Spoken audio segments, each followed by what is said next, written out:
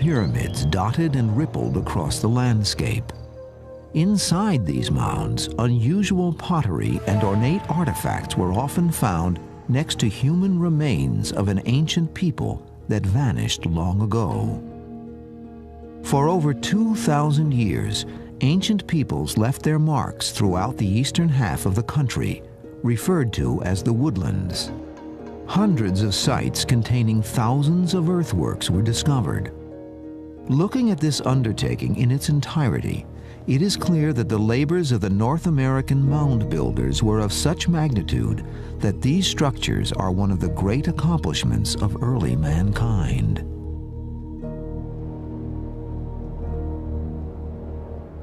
The first Europeans to explore North America came across huge earthworks, mounds which excited their curiosity and their greed for the treasures that might be found inside them.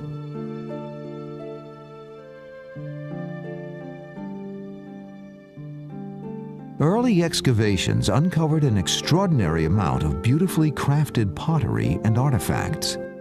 Many showed sophisticated workmanship and were evidence of elaborate trading networks that brought goods from as far off as the Rocky Mountains and the Gulf of Mexico, a distance of more than 1,000 miles.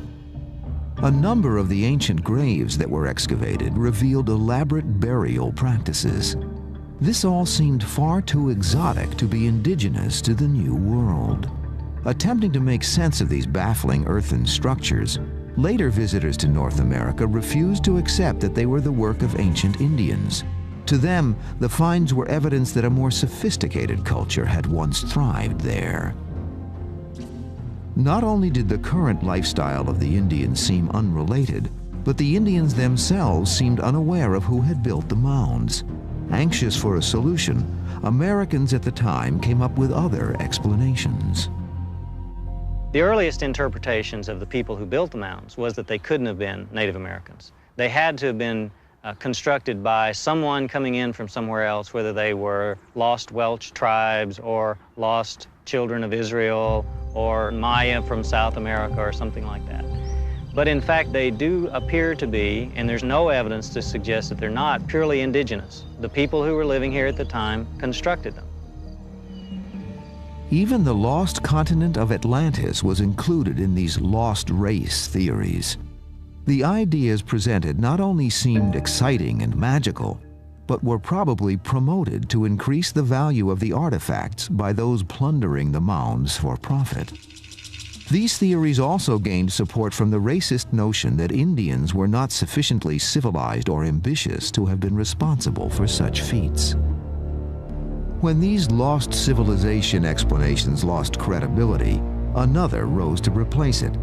The mounds were natural geological features formed through unusual erosion. Believers pointed out that America was filled with other spectacular and unique natural landforms. The artifacts were often explained as coming from tribes that lived on these natural landforms at different times. Part of the problem, of course, was that the science of archaeology was in its infancy. Other tribes had indeed inhabited the sites both before and after the era of mound construction. But without modern dating techniques and a total understanding of population densities, the confusion is understandable. It is hard to believe how the largest ancient structures in North America could ever have been misinterpreted as geological forms, even though hundreds of years of weather and vegetation had obscured them. We now know that Western Illinois was once home to America's largest prehistoric population at a site we call Cahokia. And yet this ancient monument was just barely saved from being plowed under. It was in the 1920s that Warren K. Moorhead, an archaeologist, came here to help the effort for the state to acquire this property. He did this by excavating in the mounds some places between the mounds to find objects, pottery, worked shell, flint work that would demonstrate that these mounds were not only lived upon by Indians, but they were built by Indians, and that these were man-made, these were artificial. In the case of Monk's Mound, it was almost a magic mountain. Monk's Mound is the largest prehistoric earthwork in the entire Western Hemisphere. Its base covers over 14 acres. It stands 100 feet high and has several terraces. Excavations have revealed that there was a huge building at the top.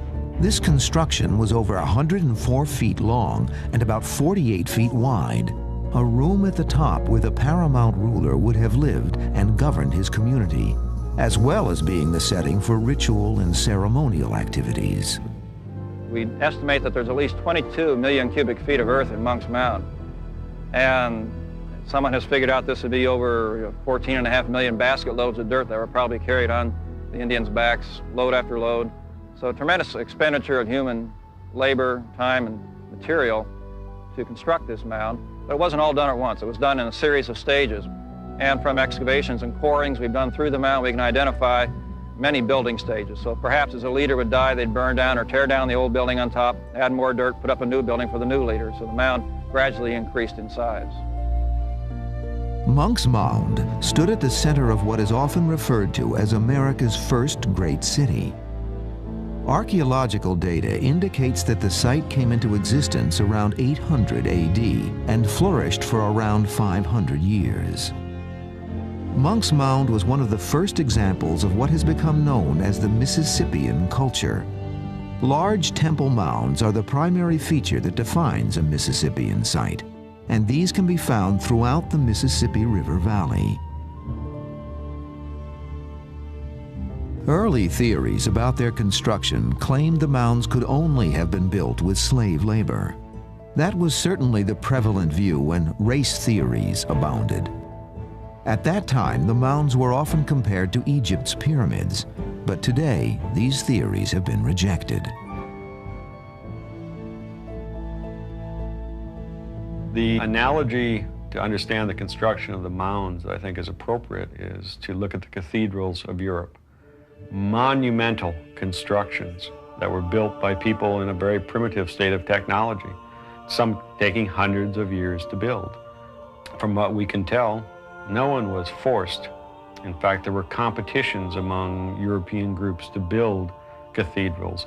I believe the Mississippian mound construction probably falls very much into that line. It was an honor to be involved in the construction of a sacred edifice that in fact made your group powerful and was a symbol of that power. Cahokia had the largest earthworks and might have been the greatest power on the continent at that time. This power arose from the efforts of the successful and influential people who inhabited America's first great metropolis.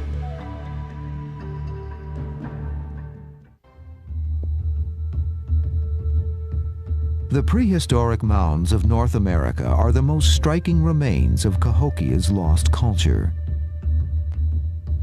Thanks to exhaustive research and analysis, we now may be able to get a true picture of who the mound builders were and what life was like for the inhabitants of this great metropolis. 30 years ago, about the time I first started working at Cahokia, the concept was that this was a vacant ceremonial center with these mounds where people would come in on various special occasions. But with all of the detailed work that's been done since then, our concept has totally changed. We now feel that it was a large center with a resident population in the 5 figures and with very specialized subdivisions of the site. For instance, areas that look like suburbs or barrios of Cahokia, each with its own plaza and its own platform mound and its own burial mound. The area within the palisade is what I call downtown Cahokia. The palisade was a fortress wall 2 miles long around Monk's Mound, demonstrating that earthworks were not the only great architectural accomplishments of the Mississippians. The evidence of this once great wall was discovered in 1966 when the locations of dark lines on aerial photographs were found to be portions of trenches. Thousands of 20-foot-tall timbers had been embedded in these trenches to construct a fortified stockade. It's a possibility that the walls may have been plastered with a heavy coating of clay and grass mixed together we call daub. And in this part here, we've simulated that. We know from historical accounts in the southeast that when De Soto and his expedition were traveling through there and fighting with Indians, they described walls just like this that were heavily plastered with clay. So we assume that it's a possibility here at Cahokia, although we've found no positive proof of it. While the wall undoubtedly had defensive purposes, I think it also served as a social barrier between the general population and the elite that lived within this center, including the paramount ruler of Cahokia, who undoubtedly lived on top of Monk's Mound. About the same time that the stockade was discovered, the evidence of another timber structure was unearthed. This appeared to be the American equivalent of Stonehenge. This post circle, this American wood henge, is thought of as a solar calendar or a solar observatory because an observer standing next to this center post would see the sun rising over the post behind me with the two white marks, which we've put there, on the first day of spring and the first day of fall, the equinox days, and would also see the sun rising over two other posts on the first day of winter and the first day of summer, the solstice posts. Now, this post circle defined a social space, an area where games could be played, where rituals could be performed, and also for helping to focus the energy of nature into this location. Indians regarded circles as representing the earth, and so this circle probably was thought of as symbolizing the earth in microcosm. North American native populations did not use written language. Artifacts alone would provide the clues for understanding this vanished culture. It was assumed that there was some uniformity in the symbolism in the religious beliefs of the Native American cultures, and this became the basis for interpretation. The sandstone tablet I'm holding was found in excavations on the east side of Monk's Mound, and engraved on its surface was a design of a man wearing a bird-like mask, holding a wing up to one side in sort of a dancing posture. And on the reverse side is a crosshatch design, which some people believe interprets the underworld serpent.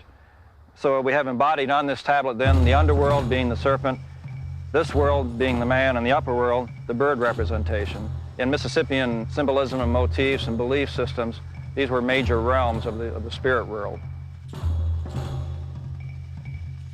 It is estimated that at its peak in around 1100 AD, Cahokia had between 20 to 40,000 citizens. Only highly developed agricultural skills could have supported a city of such size. What I'm holding in my hand is a Mississippian hoe. It's manufactured from a chert from southern Illinois. There are quarries located in that area in which the people there locally would manufacture these objects, ship them up to Cahokia, as well as the smaller communities where they would be used in cultivating their fields as well as in the excavation of their houses. With a population too dense to be supported by the natural flora and fauna of the surrounding countryside, and with bountiful harvests a matter of life and death, an obsession with fertility was a constant theme of their culture. We have here an example of a type of pottery which is fairly rare at Cahokia. Now, the symbolism involved in this piece has to do with agricultural fertility. One of the classic designs is shown on this vessel. If you can see this scroll that wraps around here, it indicates rain and it indicates water in general. And we think that this was distributed probably at one of the major ceremonials at Cahokia, which is called the green corn ceremony. The construction of the mounds was certainly a central part of ceremonial life in Cahokia, and their size, shape, and location gave them a unique symbolism. More than 120 were built, each one with its own special significance and purpose. Behind me is Mound 72. I was interested in this because it differs from many of the other mounds at Cahokia site. One difference is its shape, the other is its orientation along different axes than the rest of the mound. So we came up with the interpretation that these ridge mounds were marker mounds, marking important locations at Cahokia. When we excavated, we found that the mound contained about 280 burials. The most important individual buried in the mound was laid out on a platform of several thousand shell beads. This group of beads made the pattern of a large bird. So we have the Birdman theme that's so common at Cahokia in this burial. Near these remains were huge caches of artifacts. Deeper down lay 4 male skeletons, each without heads or hands, along with the remains of 53 young women. It's not surprising to find evidence of sacrifices at the burials of the elite in chieftain societies. These rituals were performed not only by the Mississippians, but in most world cultures in similar stages of their evolution. One of the things that we have to back off of when we're thinking about Cahokia is we have to not think of Cahokia, again, in European terms as like the Cahokian Empire. Cahokia probably, in reality, never controlled any areas more than about 50 miles from the site of Cahokia. It did not seem to be involved in that kind of conquest. It had influences throughout the Midwest and the Eastern United States, but they were influences through the passing on of religious beliefs and through trade, not through warfare. It was not a conquest state, it was simply a very large, very successful group of farmers who for a short time did very well by themselves. The people here played games using puck-like objects called chunky stones, found at this and many other sites. They adorned themselves with piercings and tattoos, as shown in their human effigies. But they, like all Mississippian societies, were doomed to extinction.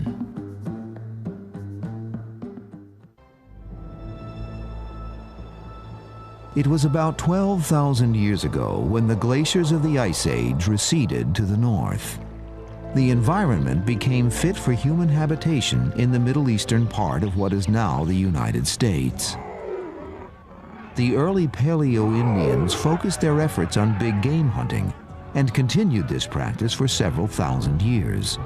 About 3,000 years ago, the woodland period began, and with it came some very important changes. For the first time, Indians looked primarily to the earth for food and dug into the earth to reshape their environment. This is a worldwide phenomenon at about this time frame.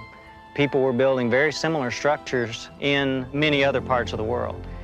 It occurs at a time when there's a shift in economies from hunting and gathering to cultivation. And what they represent on one level is that someone had to have enough control over people to say, we need to do this. We need to work cooperatively to do that. With hunting and gathering cultures, you don't have that. Everyone's equal. No one can tell other people what to do and expect them to do it. Given that these are generally ceremonial sites, the idea is that we're generally talking about religious practices. And so it is something that we need to build these kinds of structures because the gods deem it necessary. The earliest mound building culture in North America is known as the Adena complex. Many of their mounds reveal several burial practices that included complete inhumations, cremations, and bundle burials. The Adena didn't build their temple mounds in the shape of pyramids, but they constructed their own fascinating structures, including an earthen observatory dating back to 160 BC. Located in the Anderson Mound site north of Indianapolis, Indiana. This is the central platform of the Great Mound enclosure in Anderson Mounds. You can see the embankment here behind me, constructed by excavating a ditch, throwing the dirt to the outside and piling it up in an embankment. In essence, what was done was a false horizon was created to observe the sunset. There are slight depressions in the embankment that I'm sure were much more obvious originally. Behind me is the dip where the sun sets at the winter solstice, though it's obscured now by tree growth. And over here is the dip where the sun sets at the equinox, and this depression marks where the sun sets at the summer solstice. Around the embankment, there are other dips and depressions that are lined up for the rising and setting points of bright stars. The Adena are probably responsible for one of the most curious and inexplicable earthen constructions ever found. Slithering across the landscape in southern Ohio, the Great Serpent Mound is the world's largest snake effigy. 20 feet wide and 5 feet high, it is nearly a quarter of a mile long. In the 19th century, a tower was built so that tourists could view this enigma. The symbolism of the oval in the mouth of the snake draws the most speculation. It's been interpreted as an egg, a frog, or the world itself.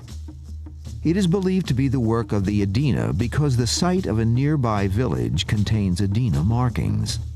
But since effigy mounds contain no artifacts, the Great Serpent Mound defies efforts to understand it. It was around 100 BC that the Adena apparently disappeared from the archaeological record, possibly due to an emerging culture identified as the Hopewell. Archaeologists first thought that this was clearly the ending of one culture and the beginning of another. Now this change is seen as the cultural evolution of the same people leading to the Hopewell era, which then flourished in the Ohio River Valley. In this particular part of the world, there were earthworks built as circles and squares and octagons, and then miles and miles of just parallel walls. So the designs are very important and had special meaning to the people who made them, and they put a great deal of effort into placing these things on the ground. It's important to realize that what we perceive as a mound is really the final stage of construction at that particular location. When no longer in use, ceremonial sites and buildings were turned into burial sites and finally capped off with earth to form the conical shapes we see today. Fortunately, the burial practice of interring the dead with offerings and belongings has allowed us to find many important artifacts. And one of the most spectacular things about these Hopewellian people was their use of exotic raw materials which were fashioned into really finely crafted artifacts. Copper occurs in a native nugget form at several locations throughout the eastern United States. There's no local sources of copper here. And really tremendous quantities of that material were brought here to the site and worked into artistic objects. Some of these were objects of personal ornament, like ear spools, little copper discs that were worn at the ears, breastplates, which are associated only with the very highest status individuals. A critical point to remember in the study of cultures like the Hopewell is the danger of drawing all our conclusions about them from evidence found at the mounds, since these ceremonial artifacts don't accurately reflect the day-to-day life of the early mound builders. It's important to recognize that these people, their lives were not entirely focused on death and mortuary behavior. They led rich and varied lives like everyone else that involved, the whole range of human activities and emotions. These people lived in households and hamlets scattered throughout the river valleys. These settlements have been the focus of the most recent archaeological work being undertaken at Hopewell sites. Excavations at these sites have brought a whole new perspective to the Hopewell culture. Every fragment found becomes a part of an unfolding tapestry of human experience in prehistoric America. This is one of the things that we're finding a lot of here at the site. It's a fragment of a ceramic vessel. A lot of the pits that we've excavated have a large number of pieces, and we believe we'll be able to fit them together and see what the vessels actually looked like. From this fragment, I think we're looking at the upper part of a bowl, and the curvature suggests that it would have been a round-bottom vessel, probably for storage of something. At a typical Hopewell settlement around 200 AD, there would be a thatched and pole structure for a small number of families to live in. Because needed resources were scattered far and wide, the settlements were dispersed across the area. Even though they were becoming more and more dependent on agriculture, greater population densities were not yet possible. Something that we have acquired information on really only in the last 20 years is that these people had domesticated plants, and through sifting the contents of these trash pits like we're excavating here, through very fine mesh, using water flotation and in some cases chemical flotation to retrieve charred remains of the foods that they ate, we have found kernels of corn, but we find only occasional kernels or broken, burned parts of cobs, and they clearly knew about it and used it, but it was not part of their agricultural repertoire. The work going on at excavations like these is only part of the effort to understand the prehistoric peoples of North America. The science of archaeology faced a daunting challenge in trying to reconstruct the mound-building cultures of North America. To begin with, the mounds had been constructed of soil and were more prone to the ravages of time than the ancient stone edifices found elsewhere in the world. It is impossible to determine how much more defined building angles were originally, and how much the ditches and depressions have been filled in. And time has taken its toll on most of the objects left behind by these fascinating people. Only the faintest traces remain of their basketry, leather, and cloth. If we use a definition of archaeology as the scientific study of the material remains of the human past, all we have left to work with are those material remains that survive. Generally stone artifacts, pottery, some metals. And if most of the earthen structures have been damaged or destroyed, we're dealing with probably less than 10% of what was here originally, and from that then trying to reconstruct what people were doing here 2,000 years ago. To help fill the void in their understanding of the mound builders, American archaeologists turned to the written accounts of the Spanish explorer Hernando de Soto and his expedition into the southeastern United States. De Soto began his 4-year trek in 1539, and he encountered some of the last Mississippian settlements along the way. One of the many facts the De Soto documents confirmed was that the temple mounds had ramps leading to the top. Accounts existed of Spanish horsemen riding up them on horseback. By the time America's colonial era began, there were no mound-building populations or direct historic links to their existence. One of the first scientific excavations of a mound was done by the man considered the father of Northern American archaeology, Thomas Jefferson. In 1781, after excavating a small burial mound near Monticello, his home in Virginia, Jefferson had no doubt that this and other mounds in the area were the work of American Indians.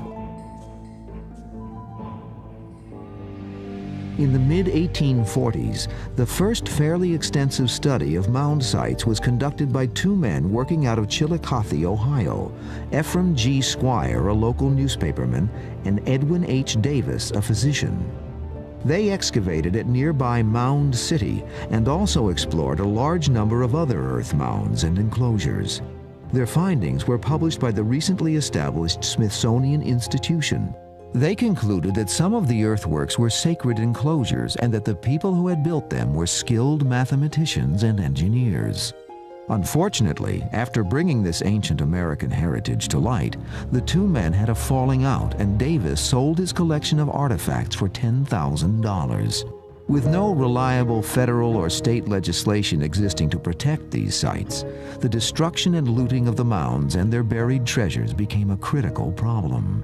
They were very obvious. People excavated them purely out of curiosity, with no record keeping whatsoever. One instance that I know of, a farmer was removing a burial mound, found a copper artifact, and used it to repair his shovel.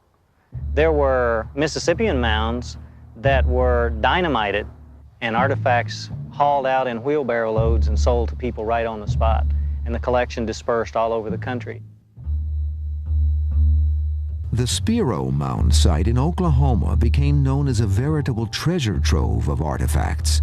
In the early 1930s, it was labeled the King Tut's Tomb of the Arkansas Valley because it was being ransacked by a mining company that had control of the land. The local citizens were outraged and pressured the Oklahoma legislature into passing an antiquities law in 1935.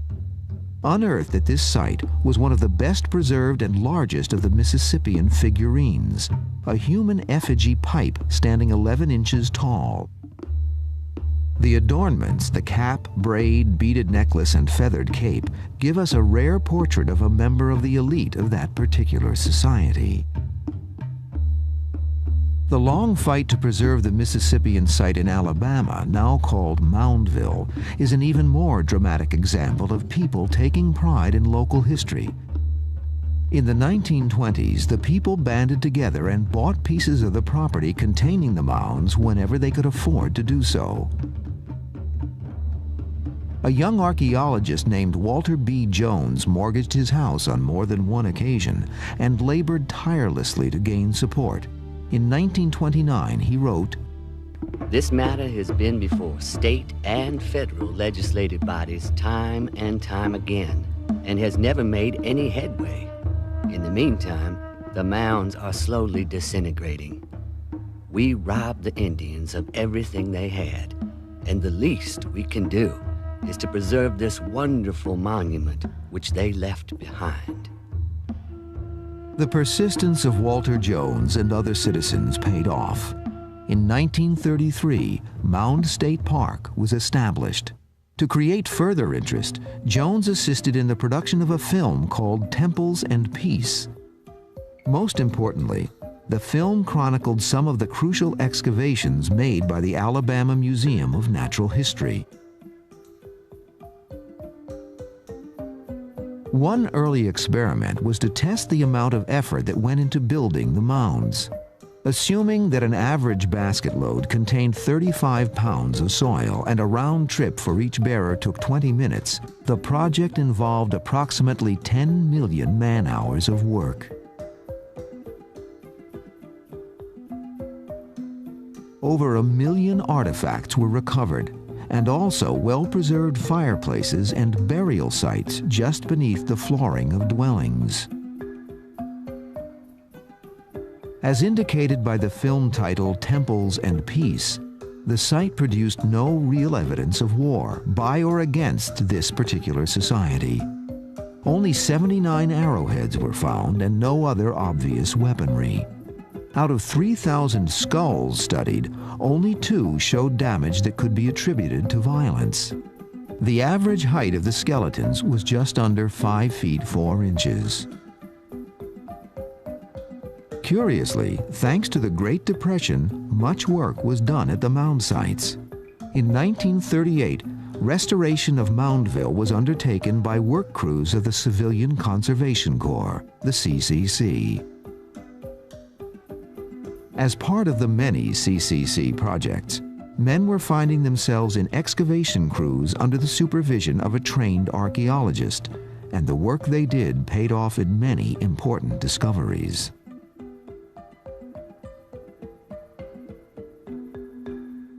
At the Mississippian site of Okmulgee near Macon, Georgia, a railroad had been cut through a mountain that was later discovered to be a large funeral mound. Noted archaeologist A.R. Kelly brought his CCC team to Okmulgee, where they made a clearer crosscut that revealed 5 distinct layers.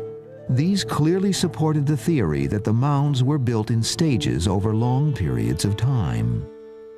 With only black and white photography available, Kelly commissioned a painting of the find so that he could accurately record the colors within the strata. Kelly and his crew also uncovered a well-preserved floor and reconstructed the building that once stood over it.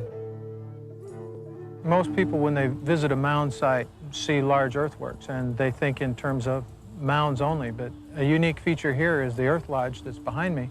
It's a reconstructed religious meeting place or a cultural meeting place, perhaps a business meeting place. As you enter the earth lodge, around the wall, there are 47 seats. Starting from the entrance and going around to the platform, each seat gets wider and higher until you get the final 3 seats for a total of 50 on the platform itself. The Earth Lodge itself is an almost perfect circle. It comes within 6 inches. The upright timbers do form a perfect 16-foot square. The reason the flooring had been so well preserved was that it appears that the site was burned about the time the people moved away. The ceremonial burning of temple sites is thought to have been an integral part of their rituals. But why the site was vacated is the lingering question. For about 2,000 years, the practice of mound building was associated with the most important, if not dominant, cultures of North America. During the Adena, Hopewell, and then Mississippian eras, these cultures seemed poised to become one of the world's great civilizations. But then they seem to have inexplicably disappeared from the land. One of the things that has impressed me as I work on the Hopewell question is rooted in this long-term stable adaptation that they achieved, lasting anywhere from 400 to 600 years. When you consider that stability, the mystery of what happened to this cultural tradition becomes even more intriguing. And however we ultimately explain it, whether by demographic growth or climate change or the leaders adopting a new system of relationships or whatever might come out of the archaeological research, this fact of why such a stable adaptation succumbed and was replaced by something else is a very deep part of the mystery. When a culture ceases to exist, the most melodramatic scenarios for its demise are always proposed first.